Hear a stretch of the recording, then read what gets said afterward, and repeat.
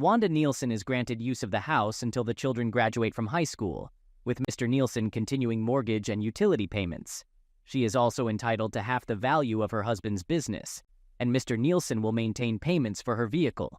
Mrs. Nielsen is awarded 60% of all assets, encompassing bank accounts, investments, and retirement accounts. Additionally, primary custody of the children is granted to Mrs. Nielsen, with visitation following standard protocols, including Mr. Nielsen having 2 consecutive weeks during the summer and every other weekend. Child support is set at $750 per month per child, totaling $1,500 per month. Considering Mrs. Nielsen's absence from the workforce for the last 5 years, maintenance of $2,000 per month is added. The divorce will be finalized in 90 days unless Mr. Nielsen revokes the petition. Concluding the proceedings, Judge Marie Matthews banged her gavel. As she began to rise, I uttered the single word that would lead to changes dominating the next several months of my life. I responded to her challenge, stating that I wasn't sure what was difficult to understand. I offered to provide a definition if the word was challenging for her. Judge Matthews froze mid-motion, her head swiveling so fast that it seemed her neck might snap off. A look of disbelief adorned her face, as if she couldn't fathom someone stating that word in her presence. Slowly, she returned to her chair. As she moved, her features shifted from shock to abject fury. Once she regained her former position, the frosty glare she directed at me could easily have frozen water on the surface of the sun. To say she was angry would be an understatement. She declared that she wasn't stupid and knew what was about to happen. She didn't care. The next few minutes were planned, and she gave me 1 minute to apologize or she would cite me for contempt of court. I spoke, saying that at least she would have made one correct ruling that day. I expressed having nothing but contempt for the situation. My lawyer harshly whispered in my ear, fumbling through his briefcase, possibly searching for something to silence me. In response, she sneered, striking her gavel again, and threatened to see how much contempt I would have after 30 days in jail. I retorted by suggesting 60 days and wondered if she cared to try for more. Expressing my belief that if she got laid occasionally, she might not be such a difficult person, I extended my right hand with the middle finger up. While mimicking the gesture with my left hand, I suggested she could ride them to a climax, perhaps making her less of the person she appeared to be. In my view, she was in more dire need of a change than any woman in history. Holy. I reflected on the situation, thinking that someone might have dialed emergency around that time. I considered 2 possibilities. Either she was on the verge of a stroke, or her head was going to explode. Surprisingly, the smoke coming out of her ears wasn't visible. I didn't think it was possible for someone's face to turn that shade of red. After my outburst, she was clearly upset, and she sentenced me to 90 days. Her voice sounded satanic, and the bailiffs took hold of me. My lawyer had a woeful look on his face, and the courtroom was shocked when I couldn't hold in my laughter. This probably explained the visits by psychologists I had in lockup over the next couple of weeks. The letter from my lawyer's law firm the next day stating they were dropping me as a client was not a surprise. So you're probably wondering what all that was about. Perhaps a little background is in order. My name is Michael Nielsen, and I'm currently 31 years old. I was born to a very nice middle-class couple in the heartland of America. I was raised on traditional values where there was a strong sense of right and wrong. You respected those that deserved respect, and you didn't cheat when you gave your word. It meant something. The ethos I grew up with was to work hard, be generous with what you have, and live up to your values. Do unto others as you would have them do unto you. Of course, most people never think about the flip side to that. Do unto others as they have done unto you. The Christian thing to do is to turn the other cheek, but unfortunately, I have never been good at that. I've always had what has been described as an extreme stubborn streak, combined with my sense of justice. Well, it sometimes got kind of ugly when I made up my mind that someone had done me wrong and set a course of action to deal with it. Nothing could dissuade me from my path. There was one time in high school when I was going out with Cheryl Haskins. We had been dating for a couple of months by this time, and we had an argument about something, leading to our breakup. I put that in quotes because it was kind of understood that it was only temporary, and we would apologize to each other a couple of days later and get back together. It wasn't the first time that it happened. We would just use the weekend to cool off and make up on Monday. Unfortunately, I happened to be walking past the theater on Saturday evening and saw my cousin Harold escorting Cheryl into the theater. Two things here. Harold and I were more like brothers than cousins. We were the same age and had been practically inseparable for as long as I can remember. His family lived on the same block as me, and we grew up together. Second, I knew that he also liked Cheryl. He knew that we had broken up, but he also knew that we would probably get back together after the weekend. But we simply don't do that to each other. From that moment on, he was dead to me. When Cheryl tried to talk to me on Monday, I simply refused to acknowledge her presence. At church on Sunday, Harold came up to me and tried to talk. I stared at him without saying a word. When he finished talking, I turned around and walked away. His family came over for Sunday dinner. I ignored him. He tried to play video games with me. I stopped playing and went to my room. Our parents tried several times to get me to talk to him, but I refused every time. Even a year later, after I actually took his girlfriend from him, I still refused to have anything to do with him. Oh, I did smack him up when he confronted me about stealing his girlfriend. But that was it. He sent me a wedding invitation. Years later, I ignored it. When I married Wanda, every member of my extended family got an invitation except him. Okay, so I'm a bit of an idiot and hold a grudge. The thing is, when someone wrongs me, I don't forgive unless it was an honest mistake. What Harold and Cheryl did was intentional. Right now, many of you think I'm an idiot. If that's the case, let me annoy you snowflakes a bit more. I firmly believe that you shouldn't do the crime if you can't do the time. If you are foolish and mess up, you should fully face the consequences of your actions. If you drive drunk and get caught, expect to lose your license for a while, pay higher insurance, and perform community service or whatever else is involved. If your job depends on you driving, you lose your job. I call that a foolish tax. If a girl chooses to engage without protection and ends up pregnant at 18 years old, her foolish tax is being called mommy for the next 18 years. If a guy chooses to bump bellies with his prom date and impregnates her, he should be required to step up and take care of the kid he was half responsible for. Choices have consequences. It's called personal responsibility. I refuse to have to pay for someone else's idiocy. So I worked hard through high school and got pretty good grades. I earned some nice scholarships and went to college. I did well with the ladies and still kept my grades up. I was always on the better-looking side and I worked to maintain my health. Yeah, I had gotten into more than my fair share of fights in high school because of my personal beliefs. I won more than I lost. Still, I was in good physical shape, and it seemed that the women found me attractive enough.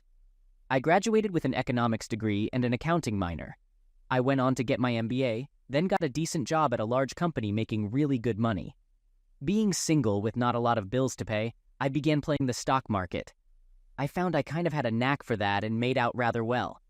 I had been working for a few months when I met Wanda at a party. We hit it off well and I asked her out on a date. She accepted and it went from there. I have to say she was beautiful. I kind of laugh at that. Seriously, how many guys ever say that their girlfriend is ugly? Sure, she may be unattractive to someone else, but to them, she is beautiful anyway. I can say that Wanda is beautiful because she always attracts stares whenever we are out, and every one of my friends has commented on how they will try to move in if we ever break up. Even some of my lesbian friends have commented on trying to turn her if she becomes available. I eventually asked. She accepted, and we got married. I should probably mention that Wanda did go to college. I like to joke that she went for her Mrs. degree. She didn't get that. But she did graduate with a degree in art history, which qualified her for her job as a barista at Starbucks. For those who are confused, and Mrs. degree signifies a girl that goes to college to put off adulting for a few years and graduates with a husband to take care of them for the rest of their lives. Yes, I'm an arrogant idiot. Get lost. So we settled into marital bliss. She quit her job a week before the wedding and settled into becoming Susie Homemaker. Our bed life was great, and we bought a nice 3-bedroom house. I was doing well at my job as well as raking in some nice money playing the stock market. We weren't really living extravagantly, so we were able to set aside a considerable amount of cash. All my bonuses went into our investments, along with maxing out my Roth contributions. I aimed to retire before I turned 40 and savor life. Excelling in my profession, my employer rewarded me with substantial bonuses and promotions, putting me on the fast track up the corporate ladder. A few years into our marriage, I returned home one Friday evening to find Wanda dressed to the nines with a huge smile on her face. Hurry up and get showered and changed. We're going out to celebrate tonight. Daddy. Holy moly, did she just say what I thought she said? I was shocked. We had been trying for a few months now, so it wasn't like this just came out of the blue. Still, it was a surprise when she said that it finally happened. I took her in my arms and swung her around as I planted kisses all over her face, figuring that we would be muting our celebrations because of her pregnancy and then the baby. For a while, we lit up the town that night. The next several months consisted of joyous times and preparing for the new life that we were bringing into the world. We got another shock a couple of months later. Twins. There were 2 little girls in there. I couldn't wait until I could start spoiling them and having 2 little daddy's girls wrapping me around their fingers. I was on top of the world. The day finally came. We rushed to the hospital and our 2 little girls were born a few hours later. They were beautiful, healthy, and had all their fingers and toes. Being twins, they had to stay in the hospital a couple of days longer than normal, but everything turned out fine. When we took them home, both families were there to greet us. Everyone was happy.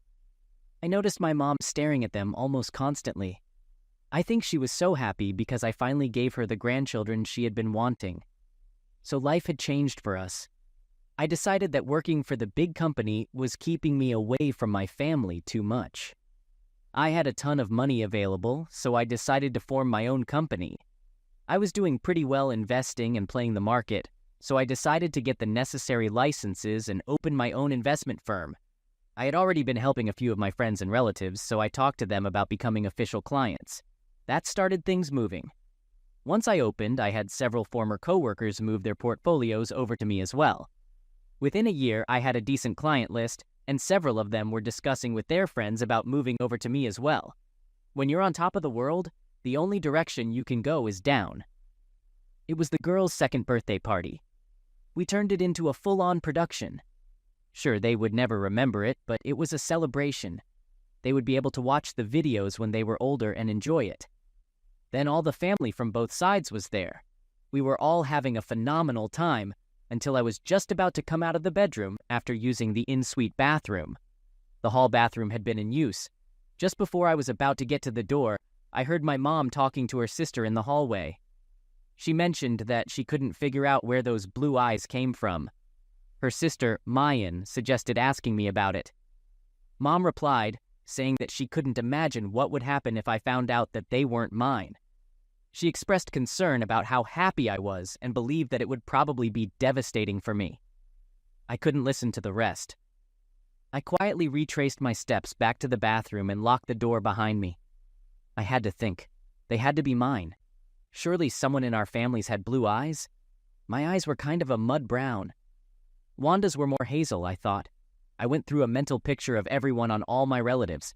The lone person I could think of without brown eyes was my cousin Mary, whose green eyes originated from her non-blood-related father's side. Contemplating Wanda's family, I couldn't recall anyone on her side with blue eyes. After a while, I realized I needed to compose myself and rejoin the festivities before being missed. Suppressing my emotions, I put on a cheerful demeanor and returned to the party, enduring a challenging day. Although I acted as expected, I mentally strategized about what to do later. Eventually, things quieted down, everyone departed, and while putting the girls to bed that night, I scrutinized their features. Some resembled Wanda, but others were unfamiliar, and I found none definitively attributable to me. The next day, while Wanda napped with the girls, I ordered supplies delivered to my office using a company credit card to keep the invoice hidden.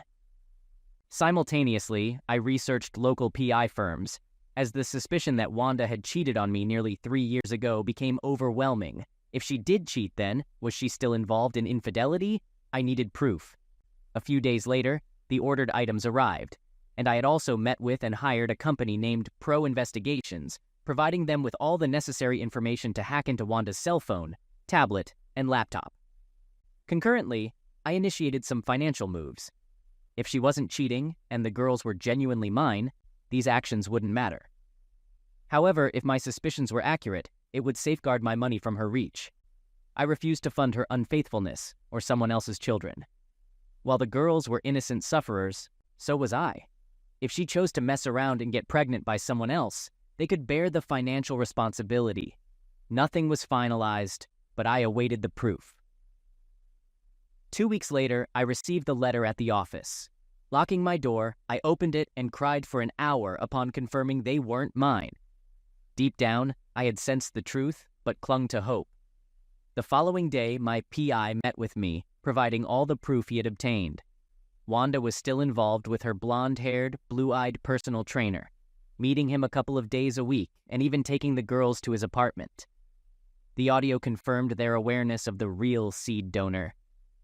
The subsequent afternoon, I consulted a divorce lawyer, rejecting his conventional advice, prioritizing the children's well-being. I insisted on preparing the documents, but delayed filing until deemed appropriate. The preparations took 2 months, and with zero net income and assets on paper, I left Wanda surprised when my cousin Howard and his wife Cheryl showed up that weekend. I explained that Howard and Cheryl had come to see me in my office a couple of weeks ago. After some serious discussions, they acknowledged their wrongdoing, sincerely apologized, and I decided it was time to let things go. God damn, you people are so gullible. Yes, we reconciled. It's entirely true that Howard and Cheryl did visit me in my office last week. They did apologize again. That's all accurate. I'm an honest man, and I'm not lying about any of that. I genuinely forgave them and welcomed them back into my life. However, I may have overlooked a couple of irrelevant details. Just coincidences. Cheryl's family includes members who, let's say, aren't above bending a few minor laws. Some are large and don't hesitate to engage in the occasional barroom brawl. There's even speculation, irrelevant to this story, that a few might be enforcers for a local group of shadier businessmen. But it's just gossip from those who don't like them. A couple of days before Howard and Cheryl's visit, there was a news story about a personal trainer at a local gym being mugged shortly after leaving work. Foolishly attempting to fight off the 5 muggers, they took his wallet, car, and stripped him undressed, proceeding to brutally assault him, resulting in a broken jaw, shattered nose, broken ribs, a broken arm, dislocated kneecap, and ruptured testicles. He'll be in the hospital for at least a couple of weeks. The police should address the crime issue in town, but there are no suspects since the attackers wore dark clothes, gloves, and ski masks. Doctors expect the blonde-haired, blue-eyed sufferer to fully recover after reconstructive surgery and significant physical therapy, although engaging in closeness might be unlikely. Over the next couple of months, he'll discover his car was taken to a chop shop, his credit cards maxed out, bank accounts emptied, and his identity stolen for the dark web, leading to years of legal battles. Surprisingly, Wanda was despondent for about a week after the mugging, possibly concerned about the rising crime rate. Despite my offer to enhance home security, she remained unsettled. On Monday morning, I instructed my lawyer to complete the paperwork and file it, aiming to have her served on Friday. In the late afternoon, he attempted to persuade me to make changes, but I remained firm. By Tuesday, the forms were ready for my review and signature. Meeting him at his office to finalize everything, he once again warned me against my course of action. After some thought, I decided to humor him, giving her the house and even throwing in the investments.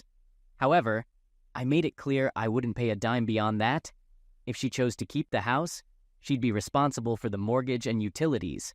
Notably, there hadn't been a dime in the investment accounts for over a month. I had no issue giving her 100% of zero. Unbeknownst to Wanda, I had been relocating all my tools and equipment from the garage. Gradually, I also moved belongings I wanted to keep out of the house, mostly from my home office. Tools and larger items found storage on Howard and Cheryl's ranch, while less valuable, smaller items were transferred to a 1-bedroom apartment in a complex owned by an offshore LLC. The owners of the LLC were surprisingly challenging to locate and verify. Friday morning arrived at last. I headed to work as usual. A couple of days earlier, I had Howard assist me in moving my truck to the office. I left my car, got into the pickup, and drove to the bank. At the bank, I cleared out all the accounts, leaving $100 in checking and savings. Next, I emptied the safety deposit box. I then drove to the ranch and combined all the cash and contents of the safety deposit box with my other belongings. I didn't want to risk them discovering a newly rented box at another bank and seizing it. Also, I wanted to avoid anyone tracing a wire transfer. Besides, I anticipated needing the cash later. You might be wondering why I trusted Howard and Cheryl. It was straightforward. The mortgage on their ranch was held by a certain offshore LLC with murky ownership. Moreover, despite our issues, Howard is still family to us, and you don't mess with family. The rest of the family takes such matters personally. There was much joy in the family when Howard and I finally reconciled. Returning home late morning, I pulled over a couple of blocks away to check the GPS I had installed on Wanda's car. As expected, she was at the mall. Rushing home, I parked in the driveway. Over the past few days, I had packed up the rest of my clothes and belongings and placed them in the garage. Tossing the few boxes in the truck, I went inside, grabbed the remaining clothes from the closet and dresser, not bothering to pack them, just grabbing them by the arm, load hangers and all. It took only a couple of trips to toss them all inside the cab of the truck. I didn't bother closing the garage or even the front door. My cell phone rang as I was leaving the house. It was Wanda. Presumably, her cards didn't work when she tried to check out. Glancing at the GPS signal moving in my direction, I laughed, tossed my phone onto the table, and walked out the door. Within minutes, I was several blocks away. Arriving at my new apartment, I transferred everything from my truck into the appropriate rooms. 3 beers later, everything was put away, and as I sat back in my recliner, my new cell phone rang. Only a couple of people had this number, and my soon-to-be ex-wife was not one of them. I answered the call, and the voice on the other end informed me that she had been served. They assured me that I would have the video shortly. I responded with a simple, "Okay, thank you," before disconnecting. True to their word, 15 minutes later, I received the video in my email. To say she was shocked would be an understatement. Unfortunately, the video only covered her being served until she dropped to the floor. The process server checked to ensure she wasn't injured and left. The video concluded. At that point, I would have liked to witness her reaction once she began reading the divorce petition, realizing I had DNA and video evidence of her infidelity.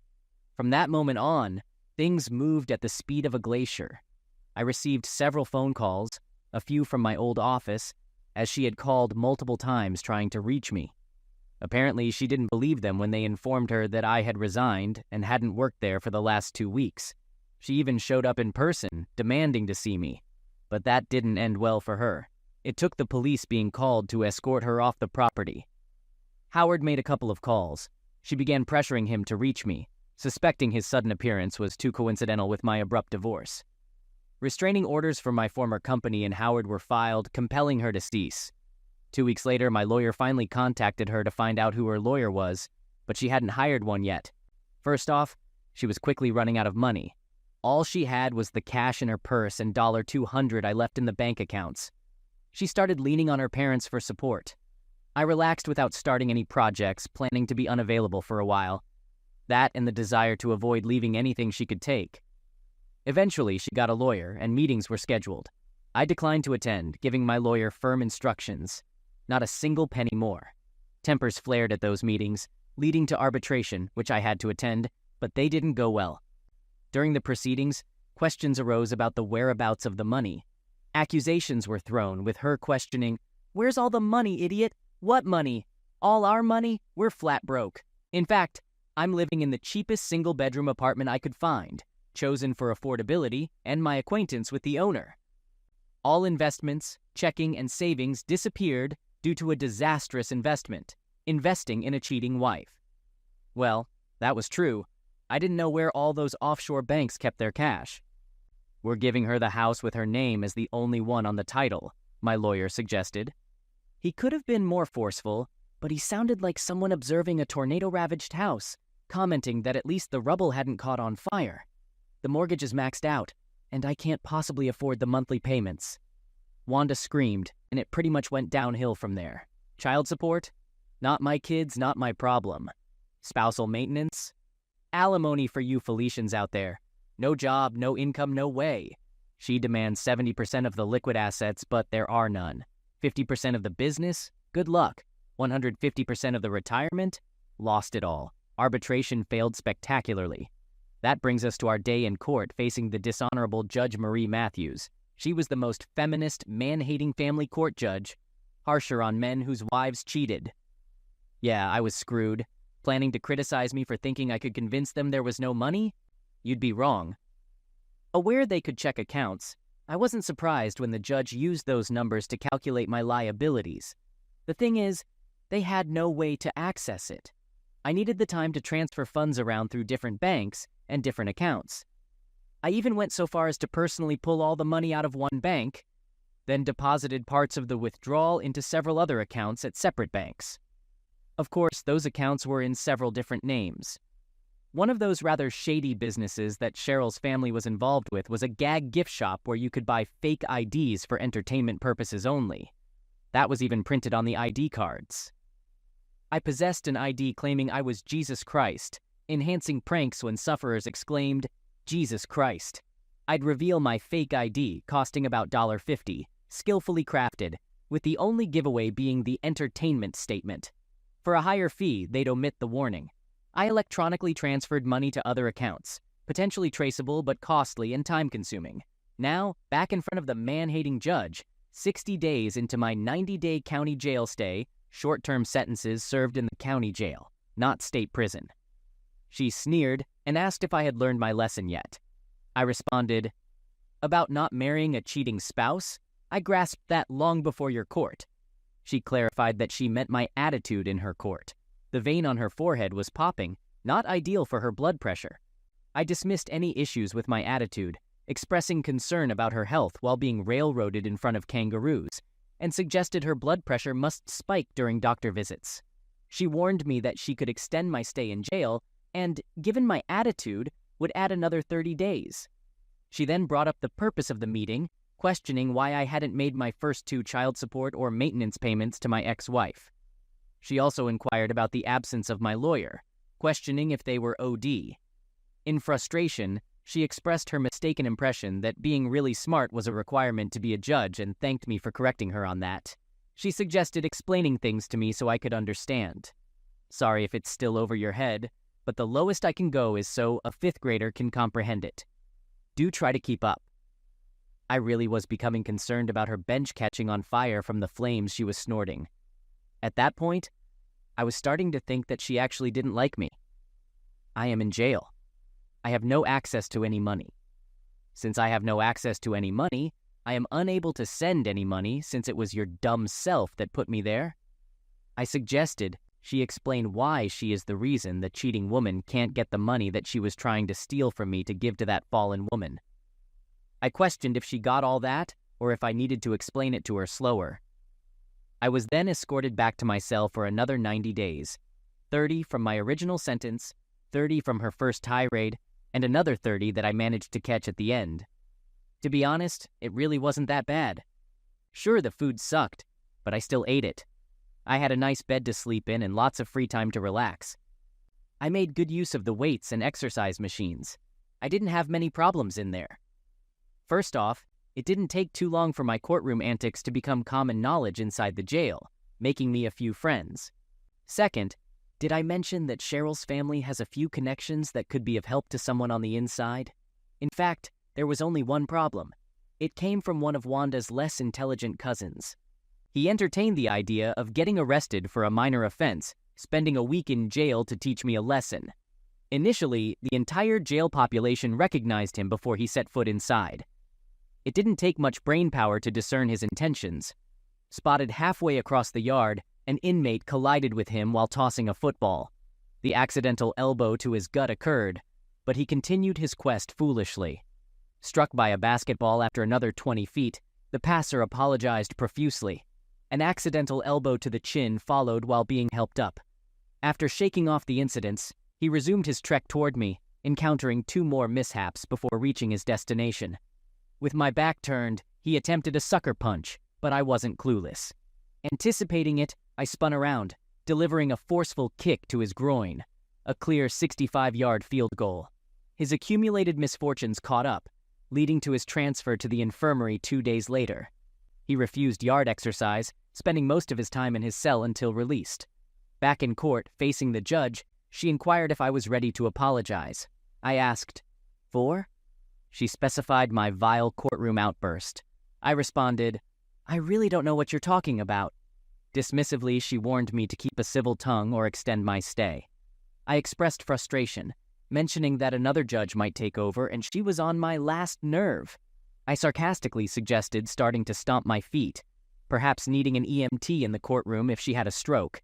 I pointed out that there was no child support, maintenance, mortgage, or utilities paid as ordered.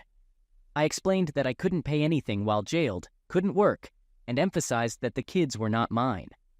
I added that my ex-wife was a cheat and should pay for her own life, maybe charge for it. Addressing another issue, I stated that I had given her half the business and she should have plenty of money. Wanda's lawyer interjected, explaining that they had been unable to take possession of his client's part of the business. Mr. Nielsen had sold his company to an overseas entity about 2 months before filing for divorce, and they hadn't determined the actual owners to address the court order. Suddenly, an attractive woman approached, stating she represented the board of directors for the firm that purchased the business. She moved to dismiss the ruling giving Mrs. Nielsen any part of a business owned by her ex-husband. She argued that it was irregular to award ownership without the business's involvement. Since the purchase predated the divorce, this company had no bearing on the case. They rejected any claim of ownership by Mrs. Nielsen. Someone queried about the money from the sale. The young woman explained, "Regarding Winwanda, the transfer of ownership and payments were conducted overseas. I'm not privy to that information, but my understanding is that the money from the purchase never entered U.S. territory, making it not subject to U.S. laws. Any claim on that money needs addressing with your ex-husband, possibly in the country where the money is located." Wanda's lawyer asked, "What country is that?" "The original transfer of funds was in Belgium, but my understanding is that the money was transferred somewhere else shortly after the sale. I have no idea where it was transferred to," the young woman replied.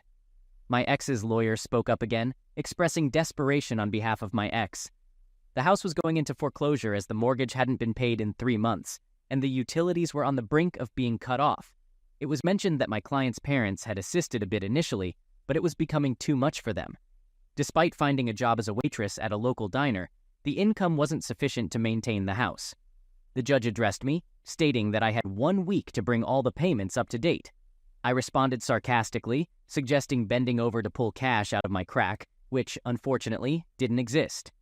I emphasized that I was physically unable to comply as I was in jail with no access to any money. I couldn't work due to my incarceration, and thus, I couldn't obtain any cash. I pointed out the misconception that I had money laying around in my cell and highlighted the lack of opportunity provided to fulfill the payment orders. I explained that I didn't have a lawyer, emphasizing that I was financially broke. I questioned the existence of the phantom accounts being mentioned, stating that even if they did exist, I lacked access information. I pointed out the need for access to my financial records to obtain account details, highlighting the absence of such records. I challenged anyone to show me the account information for these alleged accounts and questioned the whereabouts of the money from checking accounts, savings accounts, and investments. Regarding the sale of my company, I explained that the company was in bad shape due to previous bad investments, and I had to sell it cheap to cover expenses, leaving no money left over. In response to the court's skepticism, I shrugged and expressed my lack of concern about being believed. I challenged them to show me the account information where I supposedly hid money, suggesting that my ex-wife had stolen the money while involved with her boyfriends. Her lawyer objected, stating that my accusation didn't make sense. I retorted, "It makes as much sense as keeping me in jail where I have no access to money, then demand that I make all of these payments you all want." The judge asked if I was aware that she could keep me in jail until I paid. I responded by looking at her as if she had just grown a third eye.